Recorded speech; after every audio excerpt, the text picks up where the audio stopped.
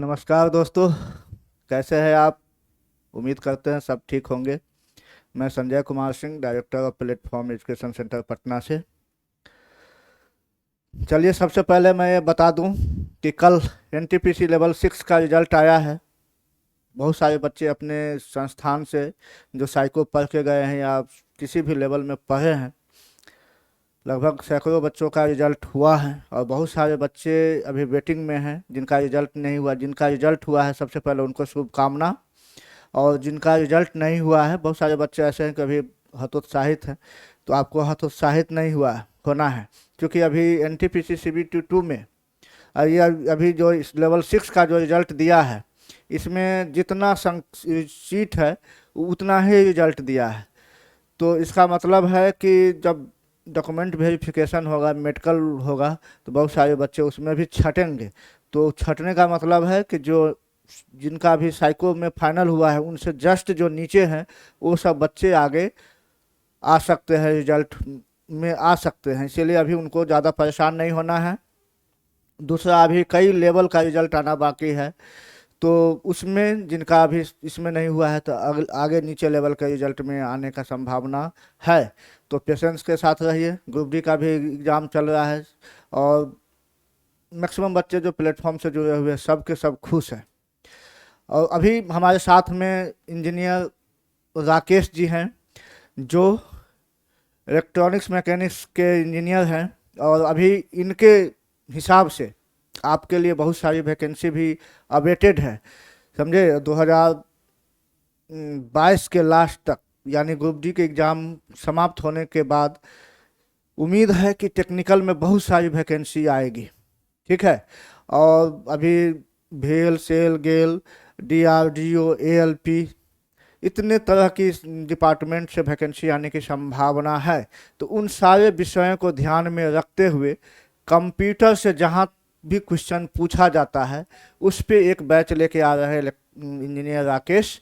और ये क्या कि ऑल कम्पिटिटिव, देख लीजिए आप कंप्यूटर स्क्रीन पे, हमारे ऑल जितने भी कम्पिटिटिव एग्जाम है, CCC, UPPCL, ALP, technician, high court, SSC का ऑल जितना भी एग्जाम है, IBPS, DEO, others, Delhi metro, जितना तरह का एग्जाम है जिसमें कंप्यूटर से क्वेश्चन पूछे जाते हैं, तो इस क्लास को आप अगर कर लेते हैं, इनका बैच कर लेते हैं, तो किसी तरह से कहीं से भी क्वेश्चन पूछेगा तो एक भी क्वेश्चन मिस नहीं होगा कंप्यूटर से।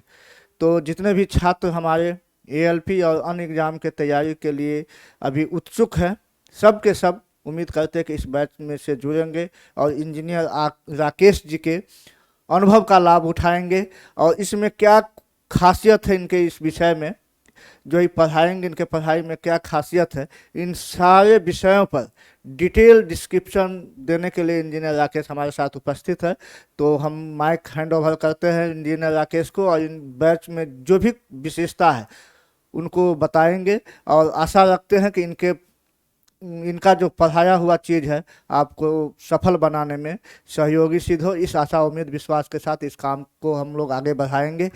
तो थैंक यू सर, हमारे साथ उपस्थित होने के लिए, प्लेटफॉर्म में बच्चों को सेवा देने के लिए और बच्चों के सफल भविष्य में आपका सहयोगी होने के लिए लिखित। Thank you sir. Thank you very much sir.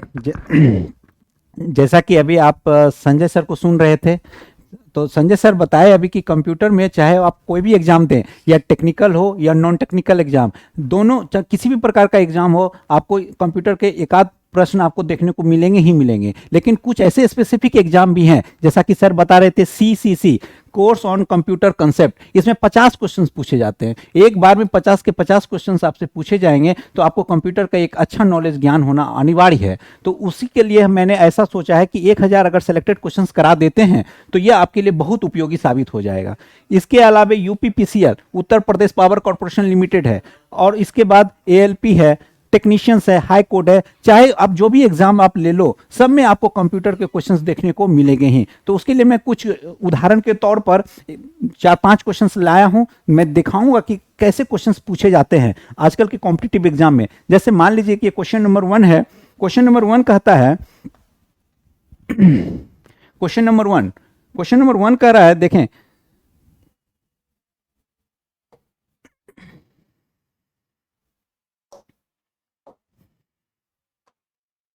Question number 1 कहता है कि यदि आप, है ना, A5 सेल्स में formula equal to sum A1 is to A4, A1 is to A4, this is column, और ये क्या कहलाता है? रो। यह रो कहलाता है ना, क्या कहलाता है? रो।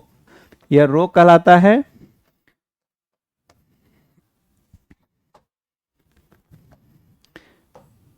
रो, ये भी रो हो गया, ये भी रो हो गया, है ना।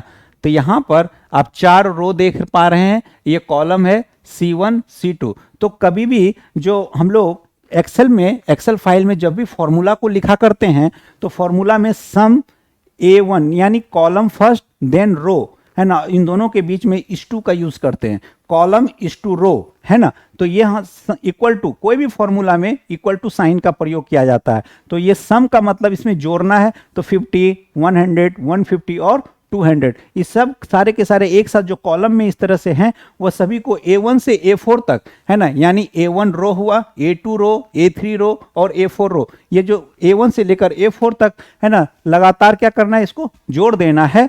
तो इसके लिए कैसे जोड़ा जाता है ये चीज ऑप्शन में पूछा जा रहा है। तो यहां पर आप देखेंगे कि लिखा हुआ है कि A1 से A4 तक की सभी संख्याओं को सही योग प्रदर्शित करेगा। यानी क्या करेगा? क्योंकि सम का मतलब क्या हो गया? एडिशन। तो एडिशन कर देना है 50, 100, 150, 200 और सब क्या हो जाएगा? ऐड हो जाएगा, है कि नहीं? तो इसका सही आंसर क्या होगा? ऑप्शन डी होगा। इसके अलावे जो ऑप्शंस दिए हैं, है ना, यह कह रहा है कि यह एक एरर मैसेज देगा। एरर मैसेज क्यों देगा? जब हमारा फॉर्मूला अगर सही लिखा हुआ है तो यह एरर मैसेज नहीं देगा। दूसरा ऑप्शन है यह जंक मान का होगा, क्योंकि यह संख्यात्मक मान के बजाय आस्की मान को जोड़ देगा। आप जानते हैं कि आस्की मान जो होता है वह 8 बिट का होता है। तो आस्की मान में 8 बिट में 0 और 1 के समूह से 8 आस्की बिट बनाया जाता है। तो ऐसा तो यहाँ है नहीं, ये तो अंक है जिसकी आस्की बिट यह नहीं है, तो इसलिए यह भी ऑप्शन नहीं होगा, ना ए होगा ना बी होगा। नेक्स्ट लास्ट ये ऑप्शन देखते हैं कि अगर A1 से A4 तक की सभी संख्याओं का औसत प्रदर्शित करेगा, यानी एवरेज। तो एवरेज का भी तो यहां बात नहीं, यहां सम लिख चुका है तो वह सम ही करेगा, एवरेज नहीं करेगा। तो इसलिए आंसर क्या हो जाएगा? Answer D. नेक्स्ट क्वेश्चन पे चलते हैं। नेक्स्ट क्वेश्चन देखिए, यह SSC CHSL में पूछा जा चुका है, इंटर स्तरीय एग्जाम है ना। इसमें कैसे क्वेश्चंस पूछे हैं देखिए। कहता है कि किस प्रकार का प्रिंटर किसी पृष्ठ पर मुद्रित किए जाने वाले अक्षर बनाने के लिए आवश्यक डॉट्स के निर्माण के लिए प्रकाश का उपयोग करता है ना। तो यहां पर है लाइन प्रिंटर। तो लाइन प्रिंटर का काम है 200 से लेकर के 2000 प्रति मिनट, है ना, प्रति मिनट इतना लाइन को ये प्रिंट कर सकता है। फिर है चेन प्रिंटर, तो एक चेन में, है ना, प्रिंट कर सकता है एक कतार में। और यह है लेजर प्रिंटर। तो लेजर प्रिंटर का काम क्या होता है? यह सेमीकंडक्टर, यह क्या करता है? सेमीकंडक्टर, है ना, लेजर बीम का प्रयोग करता है। इसमें सेमीकंडक्टर लेजर बीम का प्रयोग करके, है ना, इसमें प्रिंट किया जाता है।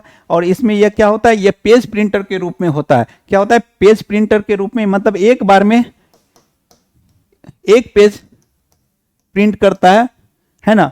और ये नॉन इंपैक्ट प्रिंटर के उदाहरण है। नॉन इंपैक्ट का मतलब क्या हुआ? जो आवाज नहीं करता है, ठीक है। फिर अगर डॉट मैट्रिक्स की बात करते हैं तो डॉट मैट्रिक्स एक क्या है? इंपैक्ट प्रिंटर है। इंपैक्ट प्रिंटर का मतलब हो गया कि यह आवाज करता है। इंपैक्ट प्रिंटर हो गया तो यह आवाज करता है और बहुत धीमी भी होता है ना। तो ये मेनी टाइप्स ऑफ प्रिंटर्स हैं। तो अगर क्वेश्चंस पूछ दे इस तरह का कि किसमें प्रकाश का उपयोग करता है, तो प्रकाश का उपयोग लेजर बीम का उपयोग हम लोग किसमें करेंगे? लेजर प्रिंटर में करते हैं, जो आजकल बहुत ही प्रायः उपयोगी साबित होता है। अगर हम अगले सवाल पर चलते हैं, देखिए इस तरह के क्वेश्चंस पूछे जाए तो आप क्या आंसर होगा? कहता है एक 32 बिट वर्ड कंप्यूटर एक बार में कितने बाइट एक्सेस कर सकते हैं, है ना। तो 32 बिट्स है, तो 32 बिट वर्ड कंप्यूटर एक बार में, कोई भी होता है 8 बाइट, यहां पर हम लोग हमेशा 8 बाइट ही एक्सेस करते हैं, है ना। तो 8 बाइट को एक बार में वर्ड कंप्यूटर में क्या किया जा सकता है? इसको एक्सेस किया जा सकता है। नेक्स्ट क्वेश्चन देखते हैं, बहुत ही अच्छा क्वेश्चन है। कहता है कि यदि यू का आस्की कोड इतना हो, यानी यू का जो आस्की कोड है वह कितना है 0 1 0 1 0 1 0 1, ये u हो गया। और अब u के बाद v आता है, कहता है कि v का ASCII कोड क्या होगा, तो u के बाद v आता है, तो u के बाद v ठीक 1 के बाद आता है, यानी नेक्स्ट, तो नेक्स्ट का मतलब 1 ऐड कर देंगे। 1 अगर ऐड कर देते हैं STUV, यानी u के बाद जस्ट v आया, इसलिए इसमें 1 ऐड किए। और आप जानते हैं कि 1 + 1 0 कैरी 1, तो कैरी 1 1 + 0 1, देन 1 0 1 0 1 0 कॉपी करेंगे, बस यही आपका रिजल्ट हो गया, यानी 0 1 0 1 0 1 1 0, आंसर हो गया बी। 4 का आंसर क्या हो जाएगा, 4 का आंसर बी हो जाएगा। क्लियर है। नेक्स्ट क्वेश्चन चलते हैं। नेक्स्ट क्वेश्चन में कहता है कि result of a minus S, तो ऐसे क्वेश्चंस को हम लोग a माइनस एस को ASCII कोड से बनाते हैं, है ना। तो आप a माइनस एस में अगर a का मान पूछा जाए तो आपको याद रखना होगा कि a का मान ASCII कोड में 65 होता है और s का मान 83 होता है। s का मान कितना होता है 83। आपको कि सर ASCII कोड होता क्या है, तो American standard code for information interchange. ASCII code क्या होता है, American standard code for information interchange. यह 8 बिट का होता है। यह क्या होता है 8 बिट का। ऐसे क्वेश्चन जब भी आपको मिलेंगे तो टोटल के टोटल 8 बिट, जैसे इसके पहले वाला क्वेश्चन ये देखेंगे, ये जो ASCII कोड है ये 8 बिट का होगा, 1 2 3 4 5 6 7 8 बिट का है। तो ऐसे जब जो भी होंगे ASCII बिट वो 8 बिट के होंगे ही होंगे। तो ये 65 हमारा A हो गया और S क्या हो गया 83 हो गया। इन दोनों को अगर हम सब्ट्रैक्ट करते हैं तो हमारा रिजल्ट क्या आएगा, माइनस